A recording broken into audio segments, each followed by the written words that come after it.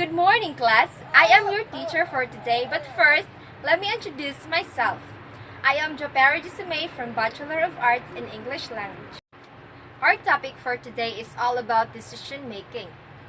So, decision making is a process of making choices by identifying a decision, gathering information, and assessing alternative resolutions.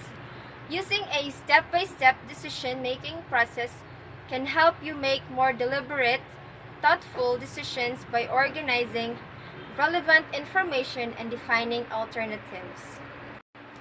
So I wanted to introduce the 7 steps in decision making.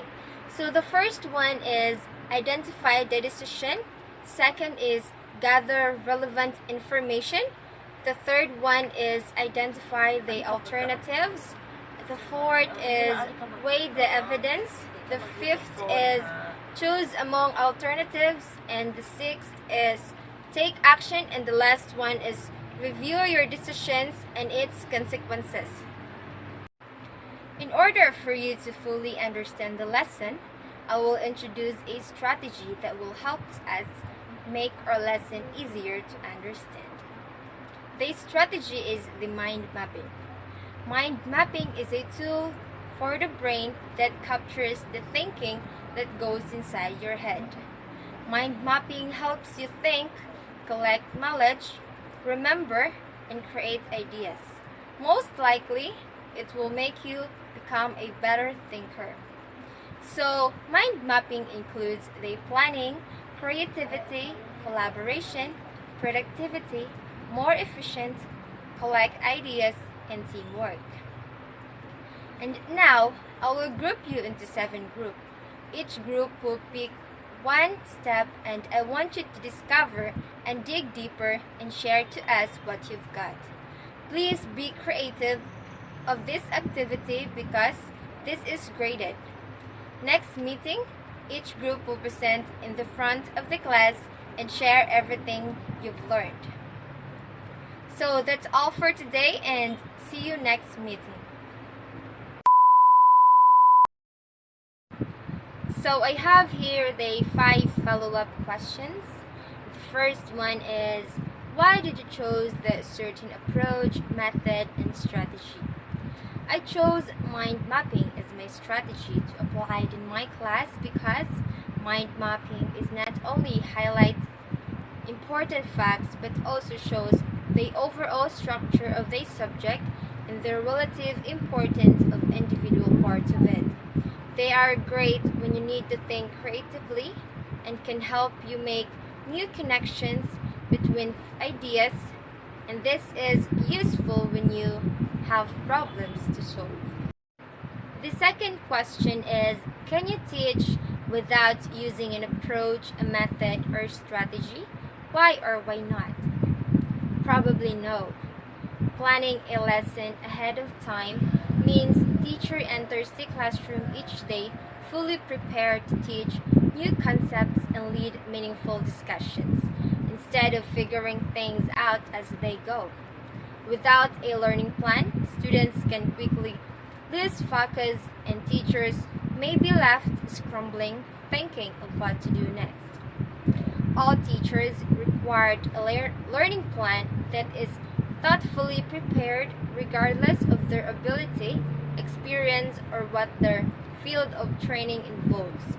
The importance of learning plan is emphasized by the need for clarity and comprehension regarding how the entire learning process will be handled, as well as how students can understand and store the knowledge that is being passed into them. Third is, what strategy is best for teaching English to non-English speaking students? Learning English for non-English speaking students is generally a difficult task to achieve, and this is the place where the importance of a good English educator increases. It requires patience, diligence, a lot of love to share with the students. For the students, it is not just learning about the language, but experiencing the whole new culture with the help of the language. Strategies may help the students who are on English speaking is to be patient, value linguistic diversity, leverage background knowledge, provide visual support, model comprehensible language, and create groups with purpose.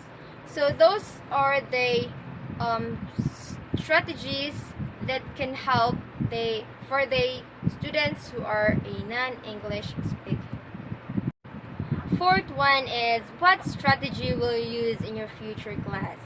So the strategy or approach that I'm going to use in the class for the future is the experiential approach.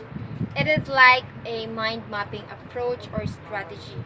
They both useful and important to my future class because the way you learn is the way you approach the life in general. It is also the way you solve problems, make decisions, and meet life challenges. Learning occurs in any setting of continuous throughout your life. The experiential learning process supports performance improvement, learning, and development. It is a learning process initiated by a concrete experience with demands reflection, review, and perspective taking about the experience. Then abstract thinking and reach conclusions and conceptualize the meaning of the experience, leading to the decisions to act, engaging in act to the experimentation or trying out what you've learned. The fifth and the last question is, how was your experience in working with your pre-recorded class demonstration? So, my experience in this pre-recorded video is very fine because in this way I discovered things that are very useful and essential for my future, and it helps me develop my speaking skills.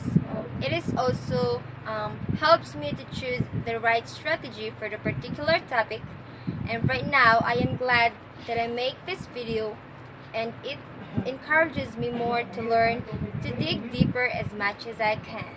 That's all for today, and thank you.